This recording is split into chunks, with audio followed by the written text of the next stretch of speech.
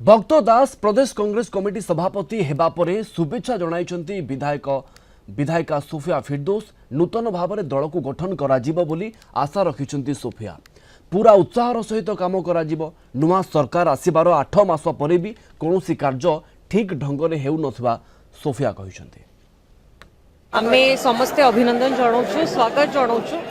आ एते दिन हबो हमर दल रे मुख्य नथिले तो समस्ते स्वागत जणाउछु। पूरा आशा करूँ विश्वास करूँ कि गोटे नुआ नूतन हिसाब से आमर दल को गठन करा देखा गले ओडिशा रे विरोधी दल प्रकृत में कांग्रेस ही रोल प्ले करुच्ची। आप विधानसभा भितर भी देखिए सबू मुद्दा कांग्रेस ही उठाऊँच।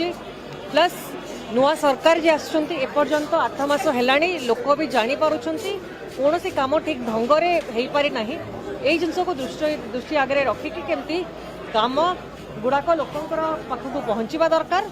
ता संगे जो भूल होती विरोध कर आवश्यकता अच्छी। जहाँ लक्ष्य रही कि आम कांग्रेस लड़े करी पुणी लोकंर आशा विश्वास रे छिड़ा है कि कांग्रेस को 29 तैयारी करवा से दिगरे आम आगक बढ़।